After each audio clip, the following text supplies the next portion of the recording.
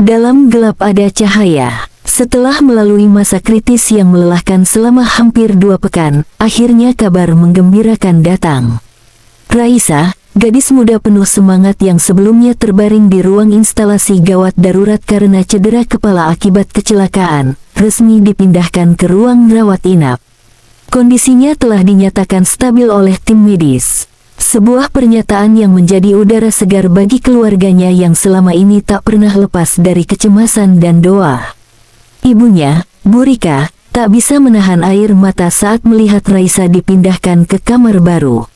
Di sampingnya, ayah Raisa memeluk bahu sang istri erat-erat, berusaha tegar meskipun matanya pun berkaca-kaca. Hari itu menjadi hari pertama mereka bisa tersenyum tulus setelah hari-hari kelam di ruang tunggu rumah sakit. Mohan, sahabat dekat sekaligus orang yang paling sering menemani Raisa sebelum kecelakaan itu terjadi, ikut hadir menyambut kabar baik itu.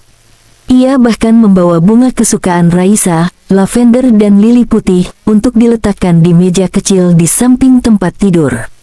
Para sahabat lainnya datang bergantian. Ada Winda yang membawa majalah kesukaan Raisa, Aldi yang membawakan rekaman suara konser terakhir yang mereka tonton bersama, bahkan Dita yang selama ini sibuk dengan kerja kantoran, menyempatkan waktu untuk duduk di sisi Raisa meski hanya beberapa menit. Rumah sakit yang biasanya sunyi, hari itu terasa hangat dan penuh warna. Namun di balik sukacita itu, ada sesuatu yang tak diungkapkan Raisa. Sebuah kenyataan yang disimpannya sendiri sejak pertama kali ia membuka mata di IGD, dunia di sekitarnya gelap. Bukan karena malam, bukan karena lampu yang padam, tapi karena matanya, entah bagaimana, tak mampu menangkap cahaya. Awalnya Raisa berpikir itu hanya efek dari obat bius atau trauma sementara. Ia bahkan berusaha berlagak biasa di depan keluarga. Tapi semakin hari, ia sadar, gelap itu tidak pergi.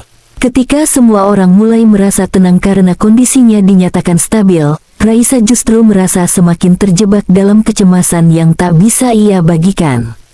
Hingga akhirnya, ia mengumpulkan keberanian.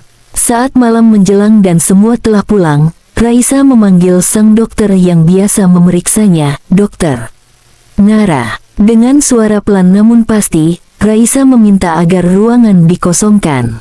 Ia ingin bicara hanya dengan sang dokter. Ketika hanya berdua, Raisa menarik napas panjang, lalu berkata, "Dok, saya tidak bisa melihat." "Dokter." Nara terdiam beberapa saat, mencoba memproses ucapan itu. Kemudian ia mendekat, memeriksa reaksi pupil Raisa, mengajukan beberapa pertanyaan sederhana, dan mencatat semuanya dengan serius. Setelahnya, ia menjelaskan bahwa mereka harus melakukan serangkaian pemeriksaan lanjutan. Hari-hari berikutnya dipenuhi pemeriksaan saraf, tes penglihatan, pemindaian otak, dan diskusi tim medis. Hasil akhirnya cukup mengejutkan, sekaligus menjadi harapan. Raisa mengalami cortical blindness, sebuah bentuk kebutaan sementara yang disebabkan oleh trauma otak, bukan kerusakan pada mata. Kondisi itu bisa pulih, tapi butuh waktu, butuh terapi, butuh kekuatan mental dan dukungan penuh. Ketika kabar ini sampai ke keluarga dan sahabat-sahabat Raisa, suasana yang semula cerah berubah sendu. Tangis pecah dari bibir sang ibu, sementara Mohan terlihat mematung cukup lama di lorong rumah sakit sebelum akhirnya duduk dan menunduk lama, seolah sedang menelan kenyataan pahit. Mohan merasa sangat terpukul. Sebelum kecelakaan itu terjadi, mereka sempat bertengkar, hal kecil, sepele, tapi cukup membuat Raisa meninggalkan acara kumpul komunitas malam itu lebih cepat dan sendiri.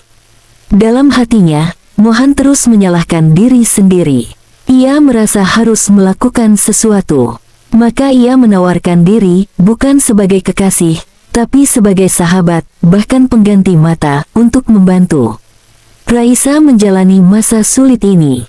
Namun tawaran itu ditolak secara halus oleh keluarga Raisa. Bukan karena mereka membenci Mohan, tapi karena mereka merasa Raisa saat ini butuh ketenangan, bukan perhatian berlebih. Mereka tak ingin emosi pribadi mencampuri fokus utama, pemulihan. Mohan mundur dengan berat hati. Tapi ia tetap datang diam-diam, menitipkan buku, membawakan makanan kesukaan Raisa, atau sekadar meninggalkan surat kecil yang dibacakan oleh perawat. Raisa, meski tidak bisa melihat, merasakan semuanya. Ia tahu Mohan masih peduli. Tapi dalam hatinya, ada rasa yang belum selesai, campuran cinta, kecewa, dan rindu yang belum bisa ia uraikan. Maka ia memilih diam. Di sisi lain, Raisa mulai belajar menghadapi dunia baru yang gelap ini. Ia mengikuti terapi orientasi gerak, latihan sensorik, dan kelas mandiri untuk penderita kehilangan penglihatan sementara. Di sana, ia bertemu banyak orang dengan kisah yang jauh lebih memilukan, seorang pianis yang kehilangan penglihatannya akibat stroke, anak kecil yang buta sejak lahir tapi bisa membaca huruf Braille dengan cepat, bahkan seorang ibu yang kehilangan seluruh penglihatannya karena kanker, namun tetap tersenyum setiap hari. Salah satu pendamping terapi yang paling sering bekerja bersama Raisa adalah seorang terapis muda bernama Bayu. Ia bukan hanya sabar, tapi juga hangat dan tahu cara berbicara tanpa mengasihani. Bayu sering mengajak Raisa berbicara tentang hal-hal kecil yang ia pikir sudah tak penting, suara angin yang menyentuh daun, aroma tanah basah setelah hujan, dentingan musik klasik yang masih bisa dirasakan lewat getaran. Raisa merasa nyaman di dekat Bayu. Ia tidak merasa menjadi pasien. Ia merasa menjadi manusia yang sedang berjuang. Tanpa ia sadari, Bayu mulai menjadi titik terang kecil dalam kegelapan yang selama ini menelannya. Suatu pagi, setelah menjalani terapi intensif, Raisa duduk di dekat jendela. Ia meminta perawat mendorong kursi rodanya ke tempat yang terkena sinar matahari langsung. Lalu ia menutup mata dan membiarkan wajahnya disentuh cahaya. Ketika ia membuka mata, sesuatu terjadi. Samar-samar, ia melihat kilatan. Seberkas cahaya menyelinap masuk. Raisa terkejut, menangis, dan memanggil perawat. Evaluasi dilakukan. Hasilnya, saraf penglihatannya mulai menunjukkan respons. Masih belum pulih, tapi ada harapan besar. Hari-hari setelah itu menjadi penuh haru. Raisa kini bisa membedakan terang dan gelap, bayangan dan bentuk. Sebuah pencapaian besar setelah berminggu-minggu hanya hidup dalam kegelapan total. Di hari itu, Mohan datang lagi. Ia berdiri di pintu, memegang setangkai bunga lavender yang hampir layu. Tapi Raisa tak memintanya masuk. Ia tersenyum, dan cukup dengan berkata, "Terima kasih, Mohan, untuk segalanya. Tapi sekarang, aku ingin berjalan sendiri." Mohan mengangguk pelan, tidak kecewa, tidak marah, hanya tersenyum dan berkata, "Kalau begitu, semoga langkahmu selalu menemukan cahaya, Rai." Kini, Raisa terus menjalani terapi dengan semangat baru. Ia tidak hanya ingin sembuh, tapi juga ingin membantu orang lain yang mengalami hal serupa. Ia mulai menulis dengan bantuan software suara, berbagi cerita, bahkan merancang buku kecil berjudul "Dalam Gelap, Aku Menemukan Diriku." Perasaannya pada Bayu masih misteri, tapi yang jelas, untuk pertama kalinya sejak lama, Raisa merasakan hatinya tumbuh, bukan karena cinta yang membuatnya lemah, tapi karena keyakinan bahwa ia bisa berdiri, dengan atau tanpa siapapun. Dan cahaya perlahan terus datang. Tak terburu-buru, tapi pasti. Tanda hubung, tanda hubung, tanda hubung. Lebih besar dari pesan cerita, dalam hidup, terkadang kita kehilangan hal-hal penting, penglihatan, cinta, bahkan harapan. Tapi dari kehilangan itu, kita bisa menemukan sesuatu yang lebih berharga, kekuatan untuk melanjutkan hidup. Seperti Raisa, yang menemukan bahwa bahkan dalam gelap, manusia masih bisa melihat dengan hati. Dalam gelap ada cahaya. Setelah melalui masa kritis yang melelahkan selama hampir 2 pekan, akhirnya kabar menggembirakan datang.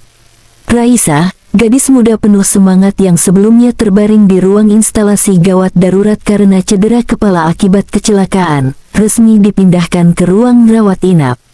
Kondisinya telah dinyatakan stabil oleh tim medis. Sebuah pernyataan yang menjadi udara segar bagi keluarganya yang selama ini tak pernah lepas dari kecemasan dan doa. Ibunya, Bu Rika, tak bisa menahan air mata saat melihat Raisa dipindahkan ke kamar baru. Di sampingnya, ayah Raisa memeluk bahu sang istri erat-erat, berusaha tegar meskipun matanya pun berkaca-kaca. Hari itu menjadi hari pertama mereka bisa tersenyum tulus setelah hari-hari kelam di ruang tunggu rumah sakit. Mohan, sahabat dekat sekaligus orang yang paling sering menemani Raisa sebelum kecelakaan itu terjadi, ikut hadir menyambut kabar baik itu. Ia bahkan membawa bunga kesukaan Raisa, lavender dan lili putih, untuk diletakkan di meja kecil di samping tempat tidur. Para sahabat lainnya datang bergantian. Ada Winda yang membawa majalah kesukaan Raisa, Aldi yang membawakan rekaman suara konser terakhir yang mereka tonton bersama, bahkan Dita yang selama ini sibuk dengan kerja kantoran, menyempatkan waktu untuk duduk di sisi Raisa meski hanya beberapa menit. Rumah sakit yang biasanya sunyi, hari itu terasa hangat dan penuh warna. Namun di balik sukacita itu, ada sesuatu yang tak diungkapkan Raisa. Sebuah kenyataan yang disimpannya sendiri sejak pertama kali ia membuka mata di IGD, dunia di sekitarnya gelap. Bukan karena malam, bukan karena lampu yang padam, tapi karena matanya, entah bagaimana, tak mampu menangkap cahaya. Awalnya Raisa berpikir itu hanya efek dari obat bius atau trauma sementara. Ia bahkan berusaha berlagak biasa di depan keluarga. Tapi semakin hari, ia sadar, gelap itu tidak pergi.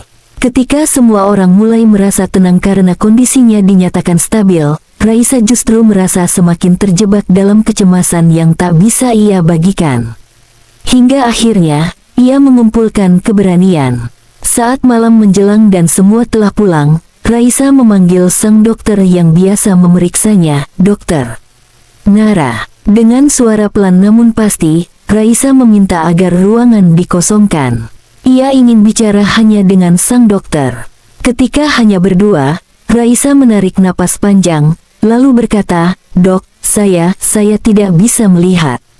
"Dokter." Nara terdiam beberapa saat, mencoba memproses ucapan itu. Kemudian ia mendekat, memeriksa reaksi pupil Raisa, mengajukan beberapa pertanyaan sederhana, dan mencatat semuanya dengan serius. Setelahnya, ia menjelaskan bahwa mereka harus melakukan serangkaian pemeriksaan lanjutan. Hari-hari berikutnya dipenuhi pemeriksaan saraf, tes penglihatan, pemindaian otak, dan diskusi tim medis. Hasil akhirnya cukup mengejutkan, sekaligus menjadi harapan. Raisa mengalami cortical blindness, sebuah bentuk kebutaan sementara yang disebabkan oleh trauma otak, bukan kerusakan pada mata. Kondisi itu bisa pulih, tapi butuh waktu, butuh terapi, butuh kekuatan mental dan dukungan penuh. Ketika kabar ini sampai ke keluarga dan sahabat-sahabat Raisa, suasana yang semula cerah berubah sendu. Tangis pecah dari bibir sang ibu, sementara Mohan terlihat mematung cukup lama di lorong rumah sakit sebelum akhirnya duduk dan menunduk lama, seolah sedang menelan kenyataan pahit. Mohan merasa sangat terpukul. Sebelum kecelakaan itu terjadi, mereka sempat bertengkar, hal kecil, sepele, tapi cukup membuat Raisa meninggalkan acara kumpul komunitas malam itu lebih cepat dan sendiri. Dalam hatinya, Mohan terus menyalahkan diri sendiri. Ia merasa harus melakukan sesuatu. Maka ia menawarkan diri, bukan sebagai kekasih, tapi sebagai sahabat, bahkan pengganti mata, untuk membantu Raisa menjalani masa sulit ini. Namun tawaran itu ditolak secara halus oleh keluarga Raisa. Bukan karena mereka membenci Mohan, tapi karena mereka merasa Raisa saat ini butuh ketenangan, bukan perhatian berlebih. Mereka tak ingin emosi pribadi mencampuri fokus utama, pemulihan. Mohan mundur dengan berat hati. Tapi ia tetap datang diam-diam, menitipkan buku, membawakan makanan kesukaan Raisa, atau sekadar meninggalkan surat kecil yang dibacakan oleh perawat. Raisa, meski tidak bisa melihat, merasakan semuanya. Ia tahu Mohan masih peduli. Tapi dalam hatinya, ada rasa yang belum selesai, campuran cinta, kecewa, dan rindu yang belum bisa ia uraikan. Maka ia memilih diam. Di sisi lain, Raisa mulai belajar menghadapi dunia baru yang gelap ini. Ia mengikuti terapi orientasi gerak, latihan sensorik, dan kelas mandiri untuk penderita kehilangan penglihatan sementara. Di sana, ia bertemu banyak orang dengan kisah yang jauh lebih memilukan, seorang pianis yang kehilangan penglihatannya akibat stroke, anak kecil yang buta sejak lahir tapi bisa membaca huruf Braille dengan cepat, bahkan seorang ibu yang kehilangan seluruh penglihatannya karena kanker, namun tetap tersenyum setiap hari. Salah satu pendamping terapi yang paling sering bekerja bersama Raisa adalah seorang terapis muda bernama Bayu. Ia bukan hanya sabar, tapi juga hangat dan tahu cara berbicara tanpa mengasihani. Bayu sering mengajak Raisa berbicara tentang hal-hal kecil yang ia pikir sudah tak penting, suara angin yang menyentuh daun, aroma tanah basah setelah hujan, dentingan musik klasik yang masih bisa dirasakan lewat getaran. Raisa merasa nyaman di dekat Bayu. Ia tidak merasa menjadi pasien. Ia merasa menjadi manusia yang sedang berjuang. Tanpa ia sadari, Bayu mulai menjadi titik terang kecil dalam kegelapan yang selama ini menelannya. Suatu pagi, setelah menjalani terapi intensif, Raisa duduk di dekat jendela. Ia meminta perawat mendorong kursi rodanya ke tempat yang terkena sinar matahari langsung. Lalu ia menutup mata dan membiarkan wajahnya disentuh cahaya. Ketika ia membuka mata, sesuatu terjadi. Samar-samar, ia melihat kilatan. Seberkas cahaya menyelinap masuk. Raisa terkejut, menangis, dan memanggil perawat. Evaluasi dilakukan. Hasilnya, saraf penglihatannya mulai menunjukkan respons. Masih belum pulih, tapi ada harapan besar. Hari-hari setelah itu menjadi penuh haru. Raisa kini bisa membedakan terang dan gelap, bayangan dan bentuk. Sebuah pencapaian besar setelah berminggu-minggu hanya hidup dalam kegelapan total. Di hari itu, Mohan datang lagi. Ia berdiri di pintu, memegang setangkai bunga lavender yang hampir layu. Tapi Raisa tak memintanya masuk. Ia tersenyum, dan cukup dengan berkata, "Terima kasih, Mohan, untuk segalanya. Tapi sekarang, aku ingin berjalan sendiri." Mohan mengangguk pelan, tidak kecewa, tidak marah, hanya tersenyum dan berkata, "Kalau begitu, semoga langkahmu selalu menemukan cahaya, Rai." Kini, Raisa terus menjalani terapi dengan semangat baru. Ia tidak hanya ingin sembuh, tapi juga ingin membantu orang lain yang mengalami hal serupa. Ia mulai menulis dengan bantuan software suara, berbagi cerita, bahkan merancang buku kecil berjudul "Dalam Gelap, Aku Menemukan Diriku."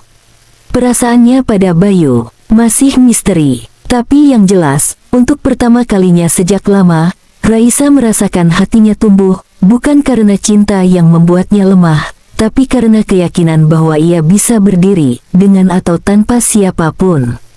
Dan cahaya perlahan terus datang. Tak terburu-buru, tapi pasti. Tanda hubung, tanda hubung, tanda hubung. Lebih besar dari pesan cerita, dalam hidup, terkadang kita kehilangan hal-hal penting, penglihatan, cinta, bahkan harapan. Tapi dari kehilangan itu, kita bisa menemukan sesuatu yang lebih berharga, kekuatan untuk melanjutkan hidup. Seperti Raisa, yang menemukan bahwa bahkan dalam gelap, manusia masih bisa melihat dengan hati.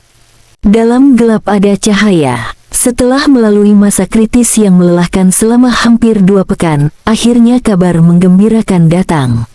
Raisa, gadis muda penuh semangat yang sebelumnya terbaring di ruang instalasi gawat darurat karena cedera kepala akibat kecelakaan, resmi dipindahkan ke ruang rawat inap. Kondisinya telah dinyatakan stabil oleh tim medis. Sebuah pernyataan yang menjadi udara segar bagi keluarganya yang selama ini tak pernah lepas dari kecemasan dan doa. Ibunya, Bu Rika, tak bisa menahan air mata saat melihat Raisa dipindahkan ke kamar baru. Di sampingnya, ayah Raisa memeluk bahu sang istri erat-erat, berusaha tegar meskipun matanya pun berkaca-kaca. Hari itu menjadi hari pertama mereka bisa tersenyum tulus setelah hari-hari kelam di ruang tunggu rumah sakit. Mohan, sahabat dekat sekaligus orang yang paling sering menemani Raisa sebelum kecelakaan itu terjadi, ikut hadir menyambut kabar baik itu. Ia bahkan membawa bunga kesukaan Raisa, lavender dan lili putih, untuk diletakkan di meja kecil di samping tempat tidur. Para sahabat lainnya datang bergantian. Ada Winda yang membawa majalah kesukaan Raisa, Aldi yang membawakan rekaman suara konser terakhir yang mereka tonton bersama, bahkan Dita yang selama ini sibuk dengan kerja kantoran, menyempatkan waktu untuk duduk di sisi Raisa meski hanya beberapa menit. Rumah sakit yang biasanya sunyi, hari itu terasa hangat dan penuh warna. Namun di balik sukacita itu, ada sesuatu yang tak diungkapkan Raisa. Sebuah kenyataan yang disimpannya sendiri sejak pertama kali ia membuka mata di IGD, dunia di sekitarnya gelap. Bukan karena malam, bukan karena lampu yang padam, tapi karena matanya, entah bagaimana, tak mampu menangkap cahaya. Awalnya Raisa berpikir itu hanya efek dari obat bius atau trauma sementara. Ia bahkan berusaha berlagak biasa di depan keluarga. Tapi semakin hari, ia sadar, gelap itu tidak pergi. Ketika semua orang mulai merasa tenang karena kondisinya dinyatakan stabil, Raisa justru merasa semakin terjebak dalam kecemasan yang tak bisa ia bagikan. Hingga akhirnya, ia mengumpulkan keberanian. Saat malam menjelang dan semua telah pulang, Raisa memanggil sang dokter yang biasa memeriksanya, "Dokter Nara." Dengan suara pelan namun pasti, Raisa meminta agar ruangan dikosongkan. Ia ingin bicara hanya dengan sang dokter. Ketika hanya berdua, Raisa menarik napas panjang, lalu berkata, "Dok, saya tidak bisa melihat." "Dokter." Nara terdiam beberapa saat, mencoba memproses ucapan itu. Kemudian ia mendekat, memeriksa reaksi pupil Raisa, mengajukan beberapa pertanyaan sederhana, dan mencatat semuanya dengan serius. Setelahnya, ia menjelaskan bahwa mereka harus melakukan serangkaian pemeriksaan lanjutan. Hari-hari berikutnya dipenuhi pemeriksaan saraf, tes penglihatan, pemindaian otak, dan diskusi tim medis. Hasil akhirnya cukup mengejutkan, sekaligus menjadi harapan. Raisa mengalami cortical blindness, sebuah bentuk kebutaan sementara yang disebabkan oleh trauma otak, bukan kerusakan pada mata. Kondisi itu bisa pulih, tapi butuh waktu, butuh terapi, butuh kekuatan mental dan dukungan penuh. Ketika kabar ini sampai ke keluarga dan sahabat-sahabat Raisa, suasana yang semula cerah berubah sendu. Tangis pecah dari bibir sang ibu, sementara Mohan terlihat mematung cukup lama di lorong rumah sakit sebelum akhirnya duduk dan menunduk lama, seolah sedang menelan kenyataan pahit. Mohan merasa sangat terpukul. Sebelum kecelakaan itu terjadi, mereka sempat bertengkar, hal kecil, sepele, tapi cukup membuat Raisa meninggalkan acara kumpul komunitas malam itu lebih cepat dan sendiri. Dalam hatinya, Mohan terus menyalahkan diri sendiri. Ia merasa harus melakukan sesuatu. Maka ia menawarkan diri, bukan sebagai kekasih, tapi sebagai sahabat, bahkan pengganti mata, untuk membantu Raisa menjalani masa sulit ini. Namun tawaran itu ditolak secara halus oleh keluarga Raisa. Bukan karena mereka membenci Mohan, tapi karena mereka merasa Raisa saat ini butuh ketenangan, bukan perhatian berlebih. Mereka tak ingin emosi pribadi mencampuri fokus utama, pemulihan. Mohan mundur dengan berat hati. Tapi ia tetap datang diam-diam, menitipkan buku, membawakan makanan kesukaan Raisa, atau sekadar meninggalkan surat kecil yang dibacakan oleh perawat. Raisa, meski tidak bisa melihat, merasakan semuanya. Ia tahu Mohan masih peduli. Tapi dalam hatinya, ada rasa yang belum selesai, campuran cinta, kecewa, dan rindu yang belum bisa ia uraikan. Maka ia memilih diam. Di sisi lain, Raisa mulai belajar menghadapi dunia baru yang gelap ini. Ia mengikuti terapi orientasi gerak, latihan sensorik, dan kelas mandiri untuk penderita kehilangan penglihatan sementara. Di sana, ia bertemu banyak orang dengan kisah yang jauh lebih memilukan, seorang pianis yang kehilangan penglihatannya akibat stroke, anak kecil yang buta sejak lahir tapi bisa membaca huruf Braille dengan cepat, bahkan seorang ibu yang kehilangan seluruh penglihatannya karena kanker, namun tetap tersenyum setiap hari.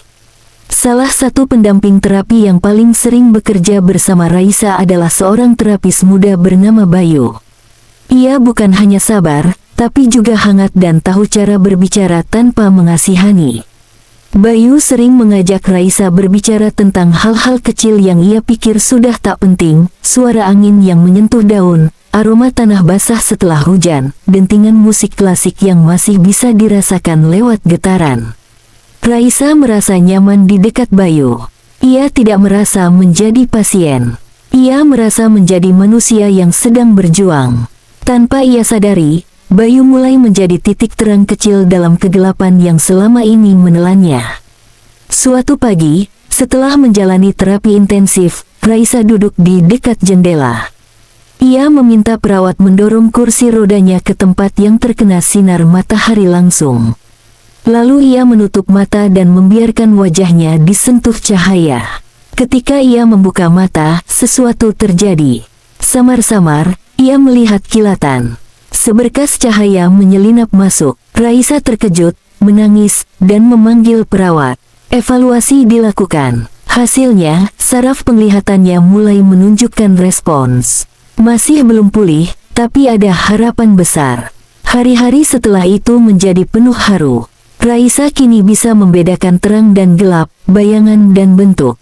Sebuah pencapaian besar setelah berminggu-minggu hanya hidup dalam kegelapan total. Di hari itu, Mohan datang lagi. Ia berdiri di pintu, memegang setangkai bunga lavender yang hampir layu. Tapi Raisa tak memintanya masuk. Ia tersenyum, dan cukup dengan berkata, "Terima kasih, Mohan, untuk segalanya. Tapi sekarang, aku ingin berjalan sendiri." Mohan mengangguk pelan, tidak kecewa, tidak marah, hanya tersenyum dan berkata, "Kalau begitu, semoga langkahmu selalu menemukan cahaya, Rai." Kini, Raisa terus menjalani terapi dengan semangat baru.